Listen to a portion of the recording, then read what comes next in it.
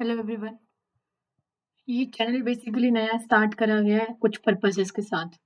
Purpose इसके कुछ ऐसे हैं, जैसे स्कूल में एज अ पर्सनली मैं टीचर हूँ, तो वहाँ पे देखा गया है कि बच्चे समझ तो जाते हैं बट लिखना नहीं जानते हैं।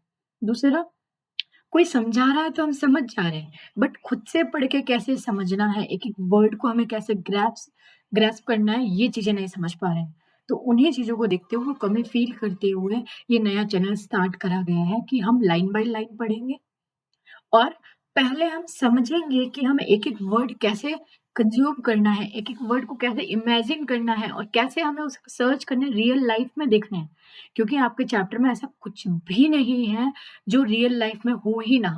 क्योंकि रियल लाइफ़ में नहीं है तो हम आपको मतलब सीबीएसई आपको या फिर आपको एनसीईआरटी ऐसी चीज़ पढ़ा के करेगा क्या, जिसका कुछ यूज़ नहीं है।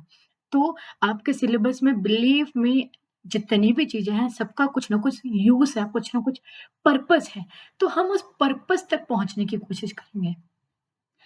बट ये वीडियो उनके लिए नहीं है जिनको रात को पढ़ के सुबह एग्ज़ाम में फोड़ना है या फिर 10 मिनट में पूरा-पूरा क्रक्स चाहिए, तो प्लीज़ उनके लिए नहीं है, वो लोग कहीं और आप जाके देख सकते हैं। बट ये उनके लिए पूरा है जिनको एक-एक लाइन से पढ़ना सीखना है कि हम पढ़ें कैसे, खुद से कैसे पढ़ें। ये जो कला होती है, पढ़ने की कला होती है, कुछ लोग होते हैं जो 1 घंटा पढ़ते हैं बट बहुत अच्छे से करते हैं और उनको लाइफ़ टाइम याद भी रहता है, लॉन्ग टाइम के लिए याद रहता है। तो सेम आप अगर वो सब करना चाहते हैं, तो आपका वेलकम है हमारे चैनल पर। आइए हम स्टार्ट करते हैं। आज हम ले रहे हैं क्लास 7th का फर्स्ट चैप्टर। तो स्टार्ट करते हैं क्लास 7th के फर्स्ट चैप्टर के साथ। हम एनसीईआरटी का ही यूज़ करेंगे इसमें और चैप्टर वाइज़ हम लेके चलेंगे।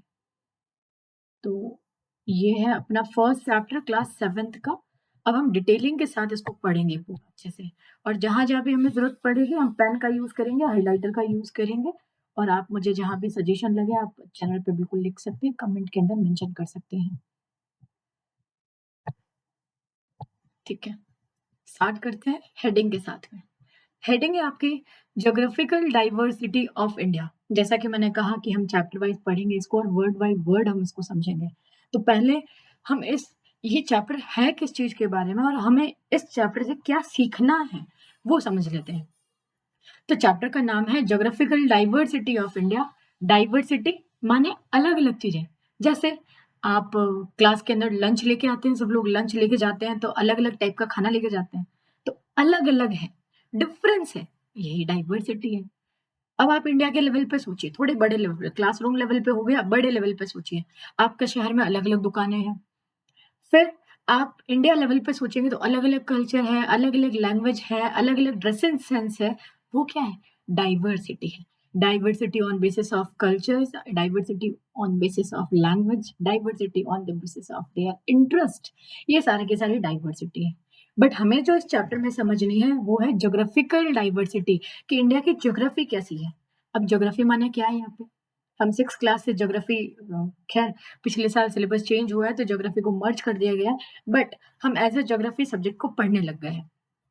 तो ज्योग्राफी का मतलब है कि कोई भी फिज़िकल फीचर जो हमें दिखता है, जिसे हम टच कर सकते हैं, उस फीचर को एक बार हम समझ लेते हैं इसको कि उस फीचर के साथ में आप क्या-क्या चीज़ें हैं, मतलब उसका शेप कैसा है। वेट अ मिनट मैं उसको डाउन कर लेती हूँ। ठीक है, ठीक है। अब हम पेन यूज़ कर रहे हैं। अब उसमें हम देखेंगे कि इस फीचर्स में हमें क्या-क्या देखना है। जैसे शेप क्या है? क्या इस शेप का है? या फिर ये ऐसे शेप का है? या फिर बिल्कुल लाइन बाय लाइन ऐसे शेप बने हुए हैं। क्या शेप है? या फिर ये पूरा प्लेन रीजन बना हुआ है, पूरा प्लेन है। ये क्या है? तो इन्हीं के आधार पर ये फिज़िकल फीचर्स है। अब फिज़िकल फीचर्स आपको पता होगा कि हम डेली लाइफ में देखते हैं। जैसे पहाड़ों में रहने वाले लोग अलग तरीके से रहते हैं, उनका खाना-पीना अलग है। थार डेज़र्ट में रहने वाले जो गर्म मरुस्थल है, उसमें रहने वाले लोग अलग टाइप से रहते हैं, उनका खाना-पीना अलग है। वो किससे अफ़ेक्ट हो रहा है? वहाँ के फ़िज़िकल फ़ीचर से। वहाँ रेत है, डेज़र्ट में आप देखेंगे एकदम गरम रेत हो जाती है दोपहर में, बाहर जाने को नहीं होता है बिल्कुल भी। और वहीं आप पहाड़ों में देखेंगे, हिमालय में देखेंगे, बहुत ठंडा-ठंडा, अच्छा-अच्छा माहौल होता है। हम जैसे लोग सब घूमने जाते हैं वहाँ पर, एन्जॉय करने जाते हैं। आप और हम उसको एन्जॉय करते हैं, देख के भी अच्छा लगता है। तो वो वहाँ के फ़िज़िकल फ़ीचर्स के कारण है। ये आप फीचर देखेंगे। ये आप देख सकते हैं अगर साउथ इंडिया से है तो कोस्टल प्लेन आपको मिलेंगे, बिल्कुल समुद्र के किनारे-किनारा प्लेन रीजन है, वहाँ आपको बैठ के अच्छा लगता है, बीच पे जाते हैं लोग। तो ये ज्योग्राफिकल फीचर उसकी ज्योग्राफी ऐसी है कि इधर पानी है, पानी के साथ सिंपल सरफेस है और रिमेंबर ये ज्योग्राफिकल फीचर्स मदर नेचर ने बनाए हैं या फिर यूनिवर्स ने बनाए हैं। हम ह्यूमन बीइंग्स का उसमें कोई रोल नहीं है। एक रोल है, हम उनको खत्म कर रहे हैं, डिस्टर्ब कर रहे हैं, यही रोल है बस, जो कि एक प्रोडक्टिव रोल तो एटलीस्ट नहीं है। तो again back to the topic, chapter पे चलते हैं अपन, ठीक है? तो मेरे ख्याल से अब ज्योग्राफिकल डाइवर्सिटी मतलब जग इंडिया में किस-किस तरह के शेप के फीचर्स हैं, ज्योग्राफिकली जो हमारे पास नेचर ने हमें क्या-क्या दिया है, उसको हम देखते हुए चलेंगे। सबसे पहले आप इस फोटो को देख सकते हैं, आस-पास से एक सुंदर-सा नदियाँ आ रही है, बहुत सुंदर सा माहौल है। नदियाँ आ रही है और पानी नीचे गिर रहा है। तो जहाँ हाइट से आप इसको देख के आइडिया लगा सकते हैं कि जहाँ हाइट से पानी नीचे गिरता है, उसे फॉल बोलते हैं, पानी गिरना। और पानी गिर रहा है तो वाटर और फॉल मतलब गिरना, तो वाटर होल हो गई। क्लियर? तो ये वाटरफॉल और सिंपल-सिंपल हम ऐसी छोटी-छोटी चीज़ें जो शब्दों के अंदर उनका मीनिंग छुपा हुआ है, वो समझेंगे। ठीक है? अब ये कोट है श्री अरबिंदो का। अरबिंदो आप जानते होंगे फ्रीडम फाइटर रहे हैं अपने इंडिया में। इन्होंने अपने को आज़ाद कराने के लिए जो हम आज़ादी अभी मनाने जा रहे हैं 15 अगस्त को, उसको पाने के लिए इन्होंने बहुत महत्वपूर्ण योगदान दिया है, काफ़ी ज़्यादा इम्पोर्टेंट रोल प्ले किया है। ये कहते हैं टू अस हमारे लिए by its very geography the country India appears to be quite distinct from other countries and that itself give it a certain national character. यहाँ पे बात हो रही है कि इंडिया में बाकी कंट्रीज के कंपैरिजन में काफी अलग-अलग चीजें हैं, अलग-अलग फॉर्म्स है, फीचर्स हैं और वही चीज इंडिया को एक नेशनल कैरेक्टर देती है, एक इसेंस देती है। जैसे अभी हमने पहले बात करी कि अलग-अलग पहाड़ों में लोग अलग तरीके से रह रहे हैं, डेज़र्ट में लोग अलग तरीके से रह रहे हैं, कोस्टल प्लेन में लोग जैसे समुद्र के किनारे वाले लोग अलग तरीके से रह रहे हैं, बीचेज़ के पास वाले। तो क्या है, यही अलग-अलग कल्चर को फ़ॉर्म दे रहा है और यही हमारी इंडिया की ब्यूटी है कि हमारे यहाँ पे अलग-अलग कल्चर के, अलग-अलग रिलिजन, अलग-अलग लैंग्वेज बोलने वाले लोग एक साथ रहते हैं और एक साथ पीसफुली रहते हैं। ये हमारी इंडिया की ब्यूटी है। तो यही अरबिंदो जी ने कहा है कि हमारे यहाँ ज्योग्राफिकल चीज़ें अलग-अलग है, डाइवर्सिटी है और इसीलिए अलग-अलग कल्चर है, अलग-अलग रिलिजन है, अलग-अलग तरह के लैंग्वेजेज़ हैं, ड्रेसिंग सेंस है, खाना-पीना अलग-अलग है। साउथ इंडिया में आपको इडली, सांभर, डोसा मिलेगा। नॉर्थ इंडिया में जाएँगे आपको अलग तरह के पराठे और ये हज़ार तरह की डिशेज़ मिलेगी। वो सब आप जानते हैं। अब हम पिक्चर को भी देखते जाएँगे। ये फॉल कहाँ का है? जोग फॉल इन कर्नाटका। आपका काम है, आपका ये होमवर्क है कि जोग फॉल कौन से रिवर पे है, ये कौन-सी नदी है जो आके ऐसे गिर रही है और इस फॉल को बना रही है, ये आपका होमवर्क है। आप इसे कमेंट में लिख के बताइएगा, ठीक है? अब power of waterfall is converted into electricity, hydro electricity. Hydro माने हाइड्रोजन, आपने साइंस में सुना होगा। हाइड्रो यहाँ पे हाइड्रोजन वर्ड के लिए यूज़ हो रहा है क्योंकि पानी का फ़ॉर्मूला क्या है? H2O। आपने सुना भी होगा और इसको हम इस तरह से लिखते भी हैं। H या नीचे लगा के 2 H के 2 मॉलिक्यूल और यहाँ ऑक्सीजन का 1 मॉलिक्यूल। ये हमारा पानी का फ़ॉर्मूला है। तो हाइड्रोजन के 2 मॉलिक्यूल होते हैं इसलिए हाइड्रो शब्द यहाँ पर इस्तेमाल किया जाता है। अब पानी से बनने वाली इलेक्ट्रिसिटी यहाँ पर ये देखो आपको पता हो आप कभी वाटरफॉल गए हैं क्या? गए तो मेंशन करिएगा और गए हैं तो उस पर्टिकुलर जो आपकी मेमोरी है उसको याद करिए कि वाटरफॉल के एकदम नीचे जाने के लिए आपके मम्मी-पापा आपके साथ जो भी चले होंगे वो मना कर रहे होंगे कि एकदम नीचे नहीं जाना है, वहाँ पे गड्ढा है, पाँव अंदर चला जाएगा। क्यों? क्योंकि पानी बहुत फ़ोर्स से नीचे गिरता है। आप 1 बोतल पानी ऊपर से गिराइए छत से ज़रा आप छत पे जाइए अपनी और छत से 1 बोतल पानी ऊपर से गिराइए। आप देखेंगे अगर नीचे कच्ची ज़मीन है, मिट्टी है, तो वहाँ पे थोड़ा-सा गड्ढा बन जाएगा। अब सोचिए कि आपने 1 बोतल पानी गिराया है सिर्फ, वो भी रेगुलर नहीं गिरा है, सिर्फ 1 मिनट में आपका 1 बोतल गिर गया है पानी। यही सोचिए कि रोज़ाना पानी गिर रहा है ऐसे ही, रोज़ गिर रहा है पानी ऐसे और बहुत सारा पानी गिर रहा है। सोचिए कितना गहरा उस कितना फ़ोर्स उसका लगता होगा। तो उसी फ़ोर्स से हमारी इलेक्ट्रिसिटी बनती है। टरबाइन होता है, आप गूगल सर्च करिएगा या फिर आपको पता होगा टरबाइन क्या होता है। तो उस टरबाइन को अल्टीमेटली हमें घुमाना होता है इलेक्ट्रिसिटी बनाने के लिए।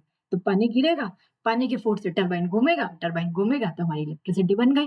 तो कितना अच्छा तरीका है, कोई कोयला जलाने की ज़रूरत नहीं है, कोई और पॉल्यूशन करने की आवश्यकता नहीं है, सिंपली पानी गिर रहा है, पानी भी खराब नहीं हो रहा है और हमारा भी फ़ायदा हो गया, इलेक्ट्रिसिटी भी जनरेट हो गई। तो ये एक सस्टेनेबल तरीका है और एक एनवायरनमेंट के प्रति हार्म ना पहुँचाने वाला, एनवायरनमेंट के फ्रेंडली ये तरीका है। तो हाइड्रो इलेक्ट्रिसिटी जनरेट होती है। रिमेंबर आपका होमवर्क है, जॉग फॉल कर्नाटका में है, बट कौन-सी रिवर पे है? आप ये कमेंट करके बताइएगा, ठीक है? अब यहाँ पे पहले ही मैंने आपको पढ़ाने से पहले मैंने खुद पढ़ लिया है। अब हम देखते हैं इन 1984 आपको एक इन्फॉर्मेशन दी जा रही है। रिमेंबर आपको इस इन्फॉर्मेशन को फिर से समझना है। 1984 राकेश शर्मा, जिनका नाम आपने अपनी 4th-5th की जीके की बुक्स में ज़रूर पढ़ा होगा। अगर नहीं पढ़ा है तो कोई बात नहीं, अभी ध्यान देके पढ़ लीजिए। Rakesh Sharma first Indian astronaut.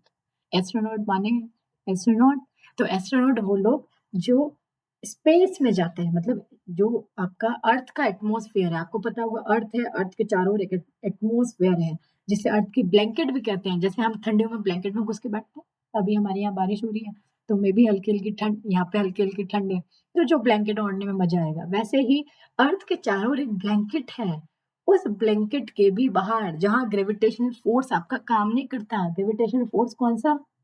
ये आपका पेन नीचे आ रहा है, पेन गिराया आपने और नीचे आ रहा है। क्यों?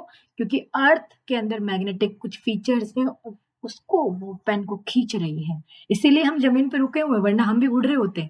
आपने देखा होगा अगर सुनीता विलियम्स का नाम सुना होगा, सुनीता विलियम्स जो अभी यूट्यूब पे आपको देखने मिल जाएगी, अभी भी काफ़ी चर्चा में रही थी वो।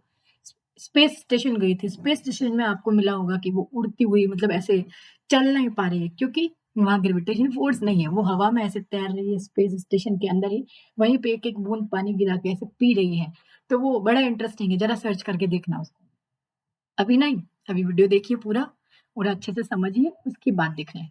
तो ऐसे ही इंडिया से फर्स्ट जो एस्ट्रोनॉट गए थे स्पेस स्टेशन में या फिर इंडिया जो आपका अर्थ का ग्रेविटेशनल फोर्स है उससे भी बाहर, उस उनका नाम है राकेश शर्मा। जब अब हमारे लिए प्राउड की बात तो है भई हमारा इंडियन स्पेस में गया है, इतना साइंस में हम रिसर्च कर रहे हैं, साइंस में हम आगे बढ़ रहे हैं। तो हमारी प्राइम मिनिस्टर उस दौरान इंदिरा गांधी हमारी प्राइम मिनिस्टर रही, तो उन्होंने पूछा, "ये स्पेस से हमारा इंडिया दिखता कैसा है?" तो उन्होंने जवाब दिया, "सारे जहाँ से अच्छा, पूरी दुनिया से अच्छा हमारा इंडिया दिखता है।" तो यहाँ पे पूरी दुनिया से अच्छा इंडिया को बताया जा रहा है। अब इसी बात पे हम भी देखें कैसा दिखता है हमारा इंडिया? चलो ज़रा एक फ़ोटो मैंने आपके लिए निकाल के रखी है। सारे जहाँ से अच्छा कैसा अब देखिए, ये एयर स्टेशन का आपको ये जो आपको खंभा दिख रहा है, ये एयर स्टेशन का है। अब इस इंडिया को देखिए, आपको देख के समझ आ रहा होगा ये सदर्न वाले हिस्से का इंडिया के सदर्न वाले हिस्से का फ़ोटो है। अब ये जो व्हाइट-व्हाइट आपको दिख रहे हैं, ये सारे बादल हैं। इधर साइड में आपको ग्रीनरी दिख रही होगी, फ़ॉलो करिए इस वाले जो ये आपका एरो मार्क है, इसको फ़ॉलो करिए। ये देखो आपको ग्रीनरी दिख रही होगी। ये इंडिया के कौन-से साइड में है? वेस्टर्न साइड में है। तो वेस्टर्न साइड में आपको ग्रीनरी दिख रही है। फिर बीच में आपको खाली-खाली ज़मीन दिख रही है। फिर ईस्टर्न साइड में आपको फिर से थोड़ी-थोड़ी ग्रीनरी दिख रही है। अब यहाँ पे आप एक चीज़ नोटिस करिए, इधर क्या है? ये वाला हिस्सा बे ऑफ बंगाल, पानी से पूरा। नीचे वाला इंडियन ओशन, यहाँ पे अगेन पूरा पानी है। और आप वेस्टर्न साइड देखेंगे तो वेस्टर्न साइड पूरा पानी और ये क्या है आपका? ये है आपका अरेबियन सी। तो इंडिया का जो सदर्न हिस्सा है, यहाँ अपने गुजरात से लेकर के आपका महाराष्ट्र, अपना कर्नाटका, गोवा, केरल, तमिलनाडु और फिर आपका आंध्र प्रदेश, ये जो तेलंगाना, उड़ीसा और आपका वेस्ट बंगाल, यहाँ तक पूरा की पूरा इंडिया की बॉर्डर पानी से घिरी हुई है तीनों साइड से। और ऐसी लैंडमास जो तीनों ओर से पानी से घिरी हुई है उसको क्या कहते हैं? उसको कहते हैं पेनिनसुला। क्या कहते हैं उसको? पेनिनसुला। ऐसी लैंडमास जो तीन ओर से पानी से घिरा हो वो पेनिनसुला। तो इंडिया का हमने ये भी फीचर देख लिया है। गुड, अगेन हम चैप्टर पे आते हैं। तो राकेश शर्मा जी को हमारा इंडिया सारे जहाँ से अच्छा लगा। ज़रा गाना आता है क्या आपको? सारे जहाँ से अच्छा हिंदुस्तां हमारा। आपको अभी 15 अगस्त पे सुनने को ज़रूर मिल जाएगा। ठीक है। अब जब हम इंडिया का मैप देखते हैं, एक मैप एक यूट्यूब पे शायद है, मैं सर्च कर लेती हूँ।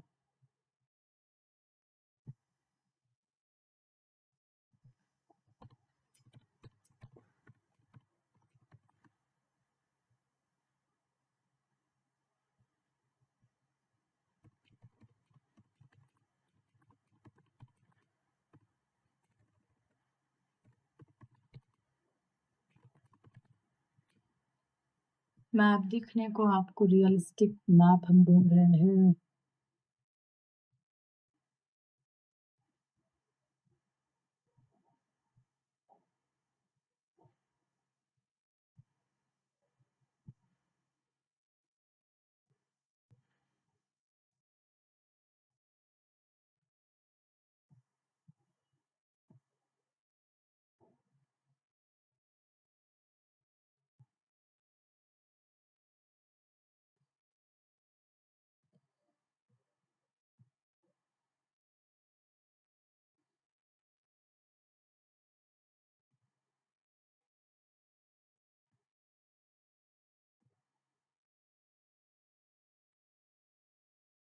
देखिए, ये फाइनली मिल ही गया है।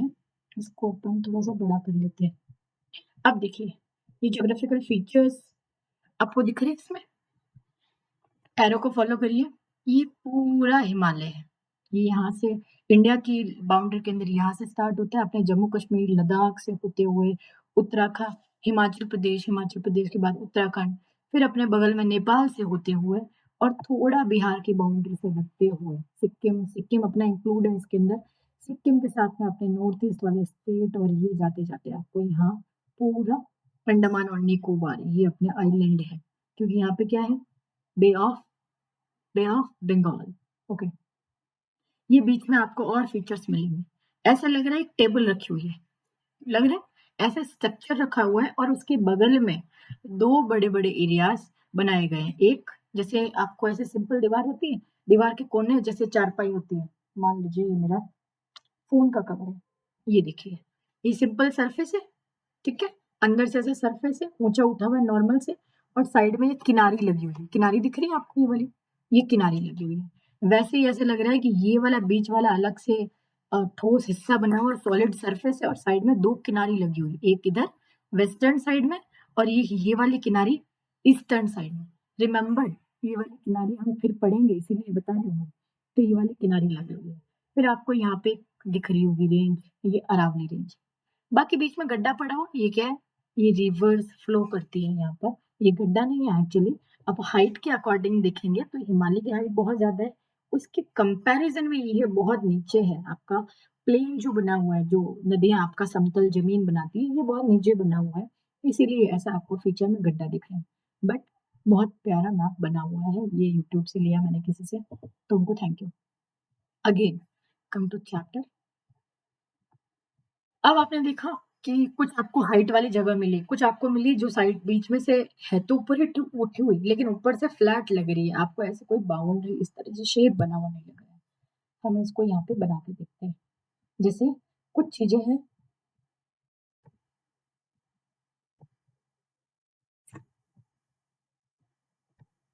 ये हम क्लीन कर लेते हैं उसको ताकि अगेन हम पूरा बना सकें। चलो, अब हम पेन की हेल्प से बताते हैं। जैसे हिमालय है, तो हिमालय की अगर आप कभी फ़ोटो देखेंगे तो ऐसे इस तरह से पूरा रेंज बना हुआ है। एक अकेला पहाड़ आपको नहीं मिलेगा। ये पूरी हिमालयन रेंज है। रेंज मतलब कंटीन्यूअसली ऐसे ऐसे शेप बना हुआ है। दूसरा, बीच में हमने जो हिस्सा देखा जिसके 2 किनारे देखे थे, उसका शेप कुछ ऐसा था। ये ज़मीन से ऊपर उठा हुआ है, बट इसका कोई पीक नहीं है, ऊपर से फ्लैट है। एकदम फ्लैट भी नहीं, फ़ोन जैसा फ्लैट भी नहीं, बट हाँ, ठीक है, ऊपर से फ्लैट सरफेस है। टेबल लाइक स्ट्रक्चर है। इसी को बोलते हैं प्लेट्यू, ठीक है? अब इसमें अपने यहाँ पर क्या था, ये जो मैंने बोला था वेस्टर्न साइड में कुछ किनारी लगी हुई, तो वो किनारी ऐसे लगी हुई है, बाकी आपका बीच में से फ्लैट है, फिर ईस्टर्न साइड में फिर कुछ किनारी लगी हुई है। क्लियर? ये हुआ आपका प्लेट्यू। तीसरा फीचर हमने देखा था एकदम जैसे ये हिमालय बना हुआ है आपका और हिमालय के बाजू-बाजू में, हिमालय के किनारे-किनारे में आपकी ये नदियाँ बह रही है और यहाँ पे इन्होंने मिट्टी जमा कर रखी है। ये आपका वो प्लेन रीजन। फिर उससे पहले हमने देखा था कि हमारा इंडिया इस तरह से कुछ बना हुआ है, इस तरफ बे ऑफ बंगाल, ईस्टर्न साइड में बे ऑफ बंगाल, वेस्टर्न साइड में अरेबियन सी और नीचे बिल्कुल नीचे की तरफ में सदर्न साइड में इंडियन ओशन। और इस शेप को अपन ने क्या बोला था? याद आया क्या? पेनिनसुला, ठीक है? तो पेनिनसुला है। पेनिनसुला है तो भैया यहाँ समुद्र का पानी है और पानी और यहाँ पे पानी के जस्ट बगल में ज़मीन है, वही बीचेज़ हो गए। कि जहाँ पे एकदम ज़मीन मिल रही है, इधर से थोड़ा-थोड़ा पानी आ रहा है, वही हमारे बीच पे और बीच पे हमें बहुत मज़ा आता है। तो भैया जो गए हैं वो बहुत ही बढ़िया, जो नहीं गए हैं वो जाके आइएगा, बहुत मज़ा आएगा आपको। तो ये अलग-अलग टाइप के फीचर सिर्फ़ और सिर्फ़ हमारे ही देश में मिल जाते हैं। वहीं नेपाल को देख लीजिए, नेपाल में क्या है? सिर्फ़ हिमालय। वहाँ है क्या? वहाँ के लोगों के पास बीचेज़ है? नहीं है। उन्हें घूमना आएगा होगा तो फिर वो कहीं और जाएँगे, इंडिया आएँगे, चाइना जाएँगे, जहाँ उनका मन करेगा वहाँ जाएँगे। वही श्रीलंका को देख लीजिए। क्या श्रीलंका के पास हिमालय है? ऊँचे-ऊँचे पहाड़ हैं? जी नहीं, इंडिया के जस्ट नीचे लटका हुआ है बेचारा छोटू-सा कंट्री है, बट थिक कंट्री है। तो वहाँ पर हिमालय नहीं है, तो उन्हें घूम हिमालय जैसे उन्हें पहाड़ घूमने हो, तो उन्हें किसी और देश जाना पड़ता है। फिर वीज़ा लगवाएँगे, फिर कुछ बनाएँगे, फिर उनकी करेंसी दूसरे कंट्री की करेंसी में अपना पैसा कन्वर्ट करवाएँगे। बहुत बड़ा भीजामारी है। जबकि अपन कितने लकी है कि हमारे पास पहाड़ भी है, हमें कोई वीज़ा की ज़रूरत नहीं है, हिमाचल गए, देख के आए, मस्त घूम के आ गए। हमें फिर जैसे हिमाचल वाले लोगों को समुद्र का मज़ा लेना है, तो गोवा गए या फिर तमिलनाडु गए और अपना मस्त 2-4 दिन छुट्टियाँ अपनी मना कर के आ गए।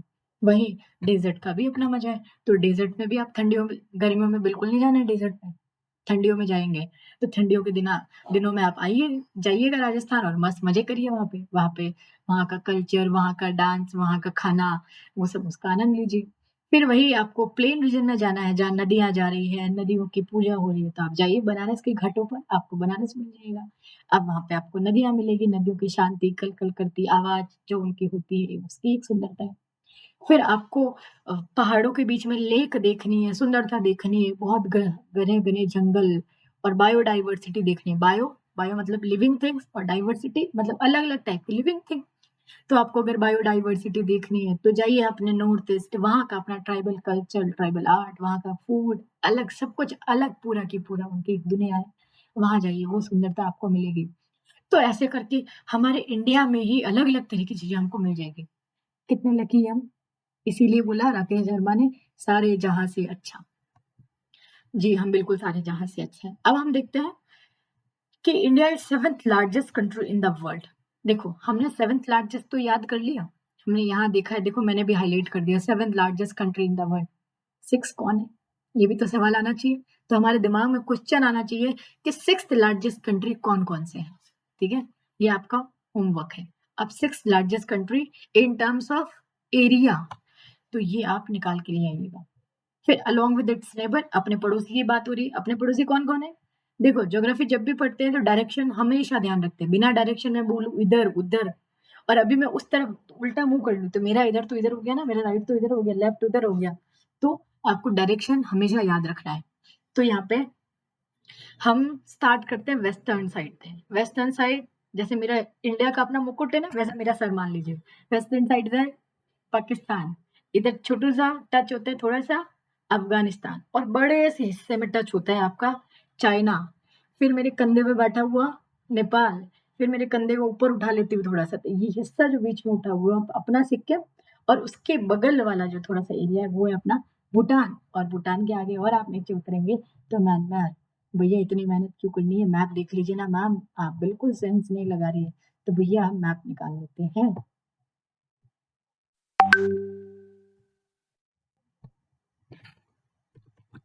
मैप ऑफ इंडिया आप भी ऐसे सर्च करिएगा, map of India with its neighbour. पढ़ाई करते हैं तो पढ़ाई करने में गूगल की हेल्प ले सकते हैं, बट कैसे? गूगल हमें ड्राइव नहीं करेगा, हम गूगल को ड्राइव करेंगे, हम बोलेंगे वैसा गूगल चलाएगा। ऐसा नहीं कि गूगल हमें चला रहा है और हम उसके साथ जा रहे हैं। ये देखिए पाकिस्तान थोड़ा सा टच होता है, अपन वेदांत की वेबसाइट्स निकाल ली है। ये देखिए, ये आपका अफ़गानिस्तान है तो साइड में, बट थोड़ा-सा इसका गलियारा हमारे कश्मीर से टच होता है। फिर ये पूरा बड़ा चाइना, फिर ये हमारा नेपाल, पड़ोसी देश, फिर ये बीच में ब्लू दिख रहा है, ये अपना ही देश का हिस्सा है, ये है सिक्किम, बहुत सुंदर जगह है। ये आपका भूटान और ये अपना अरुणाचल प्रदेश के बगल में पूरा की पूरा म्यांमार और भारत के एकदम कोने में आया हुआ है ये अपना बांग्लादेश, दिखा? फिर ये अपना पड़ोसी श्रीलंका। श्रीलंका के अलावा आइलैंड कंट्रीज़ में हमारा एक पड़ोसी है जो खुद आइलैंड आइलैंड माने देखो भाई आइलैंड बहुत ज़्यादा रटने की ज़रूरत नहीं है। इधर देखो, ये अपन ने क्या पढ़ा था? ये पूरा अरेबियन सी, और अरेबियन सी में कोई थोड़ी-सी ज़मीन है, तो चारों ओर तो पानी है, बीच में थोड़ी-सी ज़मीन है, तो ऐसी ज़मीन, ऐसा land which is surrounded by water from all sides, तो ये अपना मालदीव्स है। तो मालदीव्स के पास पहाड़ है क्या? नहीं है। मालदीव्स के पास नदियाँ हैं? नहीं है। अपनी जितनी बड़ी-बड़ी नदियाँ नहीं है, थोड़ी बहुत होगी। मालदीव्स के पास डेज़र्ट है? नहीं है। जबकि अपने पास देखो, अंडमान निकोबार आइलैंड भी है, अपने पास ये डेज़र्ट भी है यहाँ पे, राजस्थान के अंदर। आपको यहाँ पूरे पहाड़ भी मिलेंगे, यहाँ गंगा, ये इधर से आती है ब्रह्मपुत्र नदी, इधर सिंधु नदी भी आपको मिल जाएगी। तो बड़ी प्यारी जगह है भैया इंडिया। आप और हम लकी हैं कि इंडिया में पैदा हुए, ठीक है। इंडियन इंडियन सब कॉन्टिनेंट ऐसा हिस्सा जो ये सारी कंट्रीज को इंक्लूड करके जो चारों ओर पानी से घिरा हुआ है, ये है हमारा इंडियन सब कॉन्टिनेंट। मतलब एक कॉन्टिनेंट से थोड़ा सा छोटा, साइज में छोटा है, बट एक कॉन्टिनेंट के अंदर जितनी कल्चरल डाइवर्सिटी होती है और जितनी उसकी अपनी ज्योग्राफिकल बाउंड्री होती है, वैसे ही इंडिया में अपनी ज्योग्राफिकल डाइवर्सिटी है और अपनी ज्योग्राफिकल बाउंड्री भी है। ऊपर आप देखेंगे हिमालय ने हमें ढक लिया है, इधर हिमालय ने अपने एक बैरियर क्रिएट कर लिया, उधर से कोई आना चाहेगा तो आसानी से आ नहीं पाएगा। पुराने जमाने में, अब तो भाई एरोप्लेन है तो ऊपर से आ सकते हैं, पहले के जमाने में। फिर नीचे की तरफ देखिए, पूरा ओशन ने अपने अपने अपन को चारों ओर से घेर रखा है, तो अपने चारों ओर सुरक्षा के लिए ओशन है। ओशन ने अपनी बाउंड्री अपन को बाकी लैंड से अलग कर दिया है, तो इसीलिए इंडिया को सब कॉन्टिनेंट, एक कॉन्टिनेंट जितनी डाइवर्सिटी रखता है और साइज थोड़ा सा छोटा है, एक कॉन्टिनेंट से थोड़ा सा छोटा है, ठीक है। तो 5 रीजन हम डिस्कस करने वाले हैं। आई थिंक अपन ऑलरेडी डिस्कस कर चुके हैं। ग्रेट माउंटेन जोन, कौन सा mountain? Himalayas. Plain of Ganga and Indus, अभी हम इसको डिटेल में पढ़ेंगे। डेजर्ट, कौन सा वाला डेजर्ट? थार डेजर्ट, ठीक है। सदर्न पेनिनसुला कौन सा, जो अपन ने अभी पहले डिस्कस किया था कि बंगाल से लेकर के आपके इधर इधर बंगाल ईस्टर्न साइड में, बंगाल से लेकर के पूरा नीचे तक तमिलनाडु के बगल से निकलिए और इधर पहुंच जाइए आपके गुजरात तक, वेस्टर्न साइड में गुजरात तक, ये पूरा की पूरा हिस्सा है आपका पेनिनसुला। पेनिनसुला माने अ लैंड व्हिच इज किससे घिरी हुई है? तीनों ओर से पानी से, वाटर से सराउंडेड है। कितनी साइड से? 3 साइड से। तो ये आपका पेनिनसुला। और एक और साइड में पानी डाल दो तो, चौथी वाली साइड में भी पानी डाल दो तो क्या बन जाएगा? आइलैंड। ओके, गुड, ठीक है। अब आप अब हम पूरे चैप्टर में इन सबको समझेंगे, इसके साथ ये भी समझेंगे कि कैसे अलग-अलग ज्योग्राफिकल डाइवर्सिटी, कैसे अलग-अलग ज्योग्राफी हमारे ऊपर इफ़ेक्ट डालती है, हमारे कल्चर को शेप करती है, हमारा खाना डिसाइड करती है, हमारा ड्रेस डिसाइड करती है, किस चीज़ का कपड़ा हम बना हुआ पहनेंगे, कॉटन का पहनेंगे, वूल का पहनेंगे, सिंथेटिक पहनेंगे, सिंथेटिक तो कोई नहीं बनाता खैर। फिर भी कॉटन पहनेंगे, वूलन पहनेंगे, मोटे कपड़े पहनेंगे, किस टाइप के कपड़े पहनेंगे, कैसी हमारी आँखें होगी, ये सारी चीज़ें हमारी ज्योग्राफी डिसाइड करती है। तो आज का वीडियो बहुत लेंथी हो गया, ये अभी डिटेल इतनी ही। नेक्स्ट चैप्टर में अपन पूरा हिमालय पढ़ेंगे। सो आप फीडबैक दे सकते हैं कमेंट्स के अंदर कि आपको कैसा लगा, और कुछ और ऐड करना है आपको तो वो बताइएगा। और होमवर्क रिमेंबर, जॉग फॉल्स कौन सी रिवर पे है, होमवर्क है। चलो आज के लिए इतना ही। Thank you, have a nice day. Enjoy करिए और मस्त पढ़िए, इतना अच्छे से पढ़ेंगे कि आपको घूमने जाने का मन करने लगेगा। बिकॉज मुझे भी घूमने जाने का दिल करता था जब मैं पढ़ी थी तो, और आज मैं जा रही हूँ घूमने। तो आप लोग भी अच्छे से पढ़िए, फिर अच्छा खासा पैसा कमाएंगे, घूमने जाएंगे। चलो बाय।